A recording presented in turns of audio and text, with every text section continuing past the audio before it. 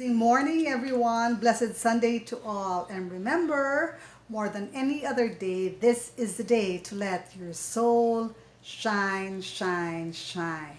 So I'm here today to give you some tips again on what we can do during this ECQ. But I will focus on three areas: cognitive, affective, and behavioral. These are the three main dimensions of us as human beings. And it's very important to remember that these three are not separate from each other, but rather they are one whole. The cognitive, the affective, and the behavioral level affects each other. So cognitively, we talk about thinking, our decision-making process, our way to be able to synthesize things, organize, reorganize, and the like, and everything that has to do with our mental capacity. So memory, retention, all those things. And then for affective level, of course, it's our emotions. And our emotions are both, there are good and bad emotions, but actually all emotions are good. So from the area of being happy down to the area of being really sad and lonely. So the spectrum is wide and continuous. And then we have our behavioral level, which is the way we act on things. And basically, the way we act on things because of our mental state, our affective state, and it comes out in our action. Can our action affect our mental state and our affective state as well? Of course, sometimes we do things, actually, we consciously do things so that it will affect our affective and cognitive level. And that is where the therapy comes in. Some therapy are really action based, so that when we act on it, we are hoping and we know for a fact that our affective and our cognitive will follow suit.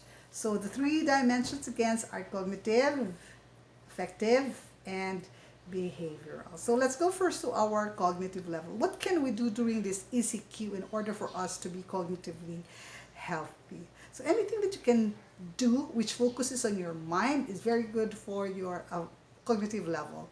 So for example, reading. You can read. So this is the time for you to read the favorite novel that you've been wanting to read, or the favorite book that you've wanting to read, or for all the students out there to catch up on your reading as well, because reading is very important to anybody, especially to students. Magbasa, magbasa, magbasa. Read, read, read. And it will really make you cognitively healthy. Definitely, most of us, if not all of us, are into either Facebook, Instagram, Twitter, and the like. So we read very short texts. We are captured actually more by the visual, the things that are there visually, pictures, photos, videos, screenshots, and the like. Why? Because we are more of visual learners. So majority of the population worldwide are visual learners. And that is why photos are important, videos are important and relevant today in order to capture the interests of everyone, especially the students. But what can we do cognitively that will make us more healthy? Number one, when we read, we have to be able to decipher which are the things that are facts and which are the things that are fake. So fact check the fake news. So there's a lot of fake news that are spreading, and in order for us to be more cognitively healthy, we have to exercise our mind. This is the time for us to do fact checks. Fact checking is a way of researching, and researching is good. When we research, we delve into a deeper process of our mental capacity. We don't just passively accept things as they are, but we question them. We think, there is something wrong with this statement. There is something odd about this statement. There is something that I need to check about this statement. And now you delve into research. check on other articles, check on other topics, check on other news about what you are reading, and collaborate it. Check it out against each other. And of course, the resources that you should use, you should also verify whether the resources are good or the resources are bad. So, in fact checking, we are exercising our mental capacity. We are checking and we're able to process the things that we read. Not only is fact checking also good, but we now begin to understand things on a deeper level. And that is why we now start to write our own thoughts about it. And that is another way to become more mentally healthy. When we write our own things about what we read, we're able to reflect, we're able to synthesize, we're able to integrate, and we're able to conceptualize new learnings that just sparks more plugs and more synapse and cells in our brain. So for us to become more mentally active, more mentally healthy. This is also time for us when we are thinking, we think things through. Meaning, we now find a way wherein, how do we actually think?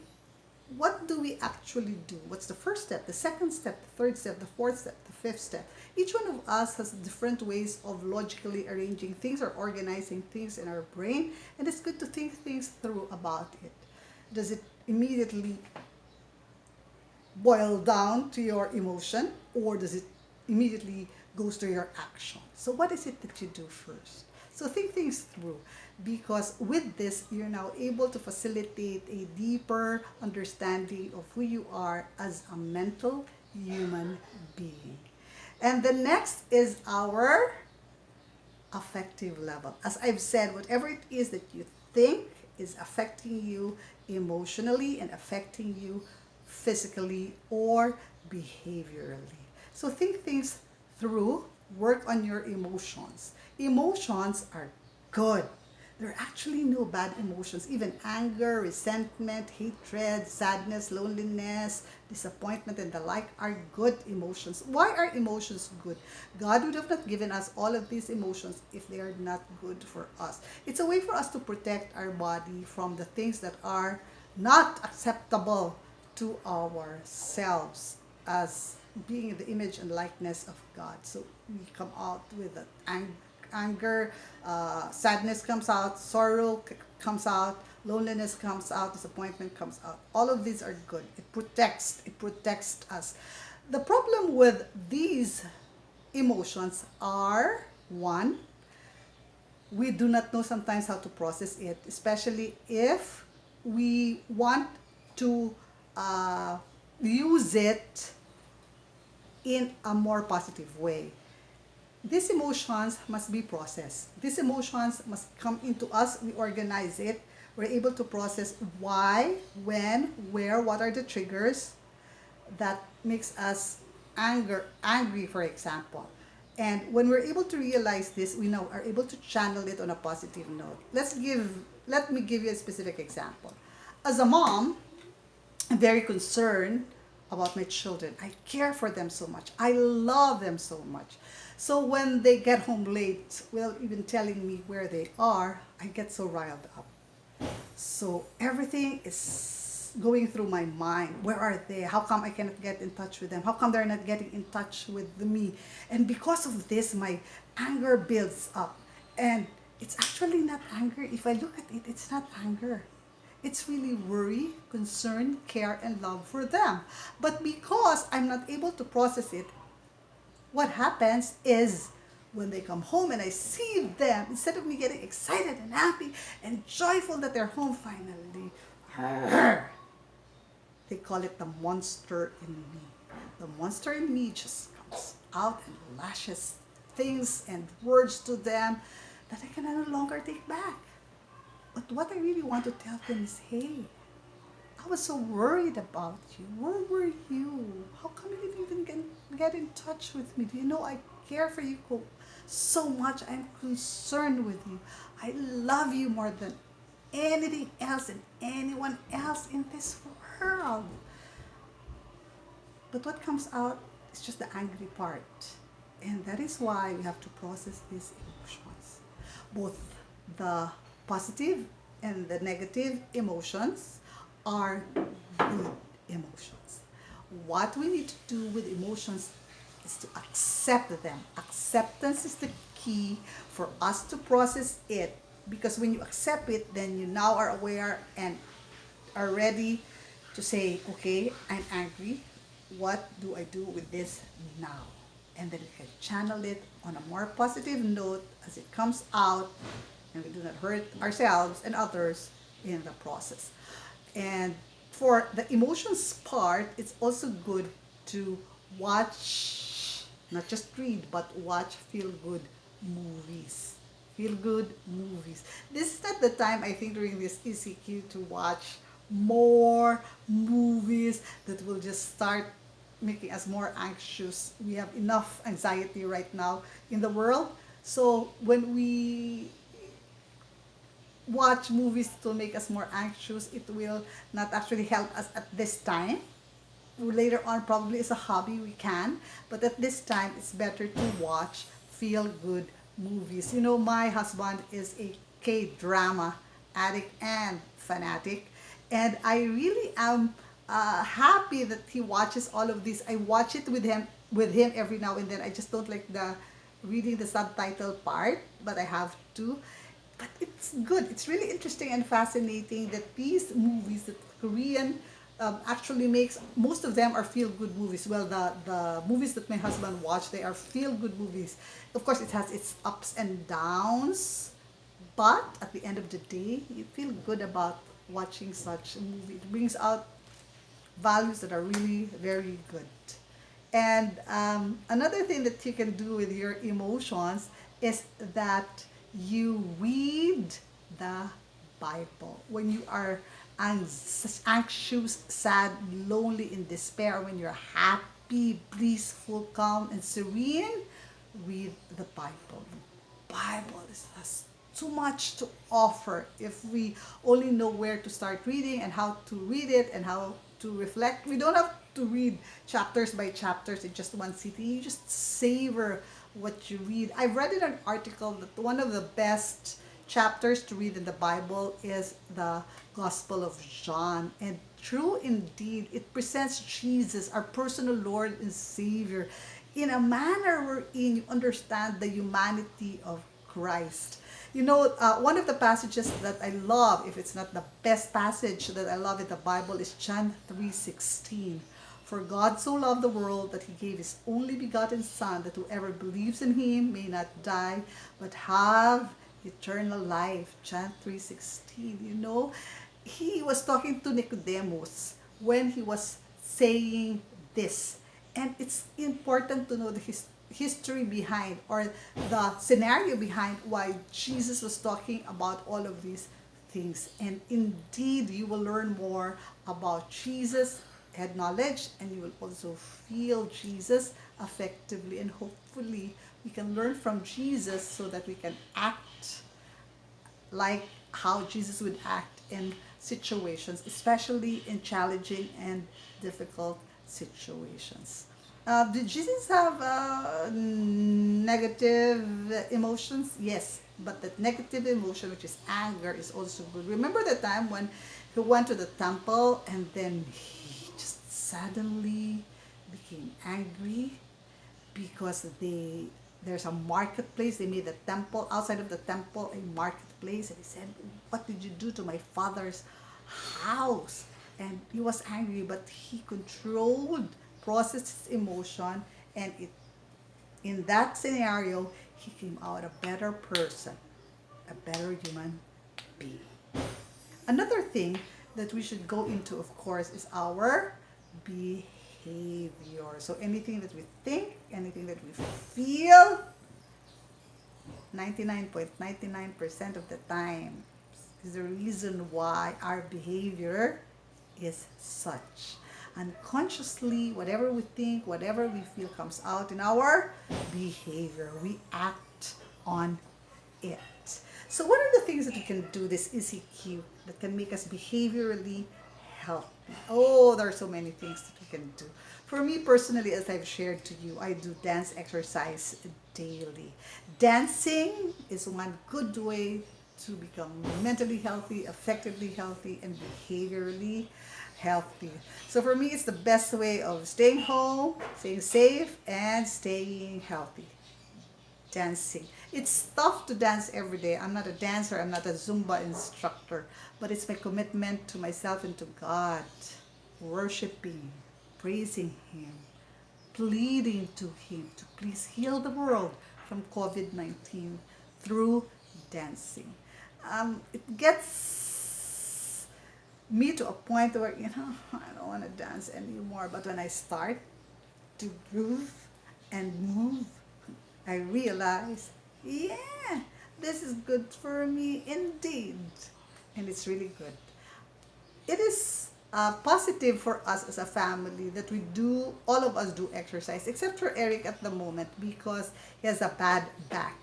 But I exercise in the living room, Jico exercise at the patio, and Nika exercise in her bedroom. And for me, as a mom, I love it. I love it that my children does exercise because it's good for their mental state, their affective state, and their behavioral state. It really is making them healthy.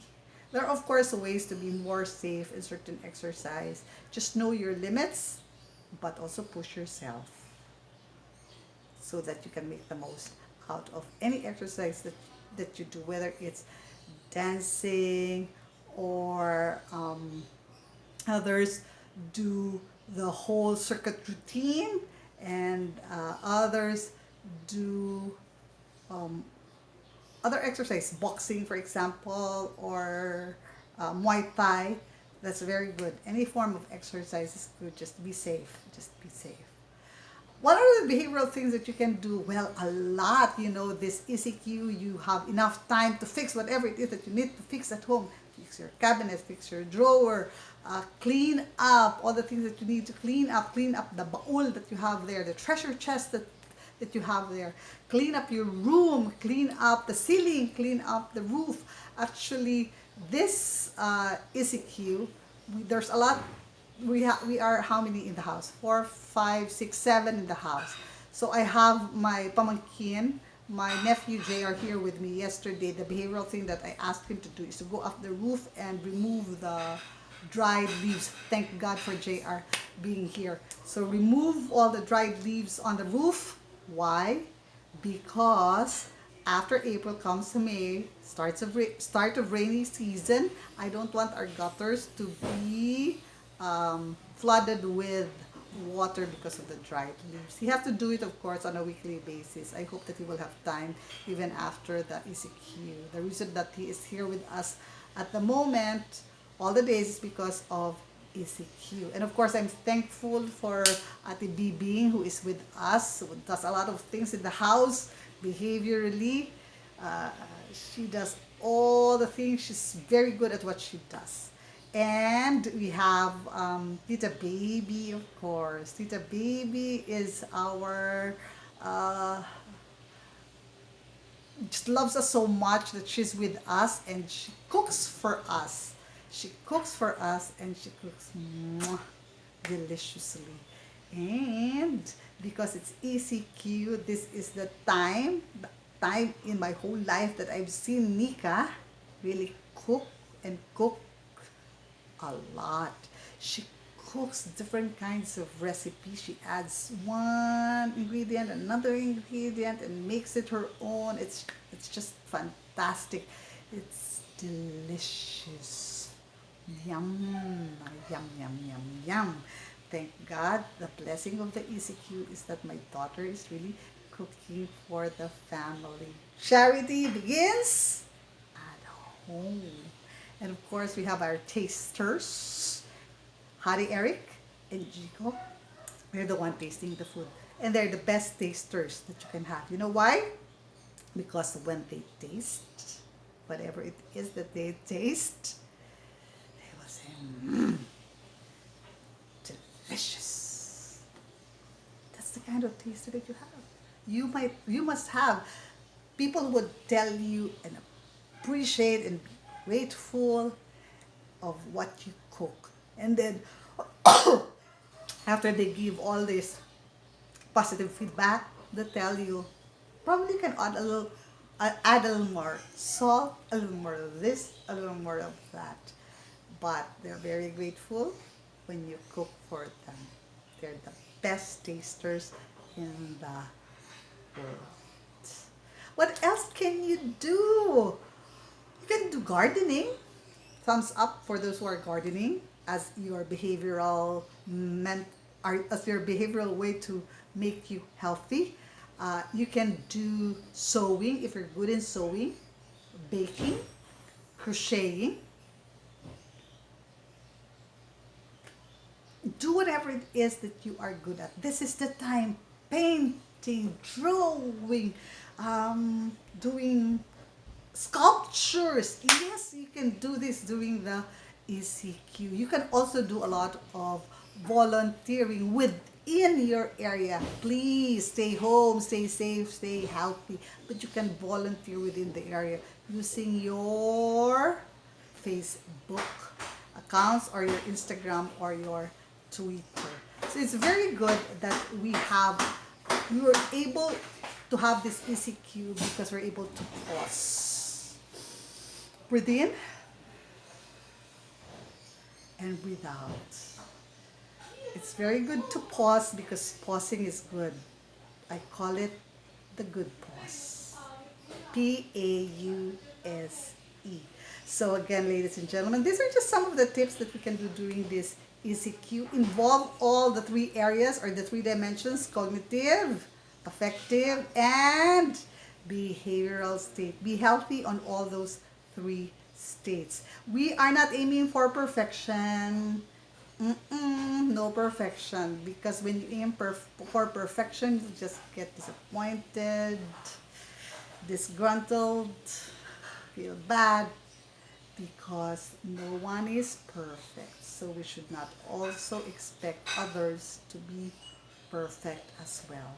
Only God is perfect. What we are aiming for is wholeness, an integration of both our negative and our positive.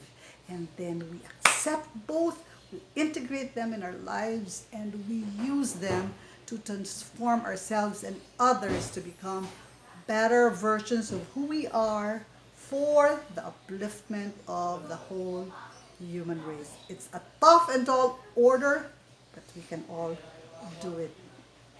Stay home, stay safe, and stay healthy. To God be the highest glory. God bless us all again more than any other day. Today is the day that we should let our soul shine, shine, shine. Blessed Sunday, everyone. God bless.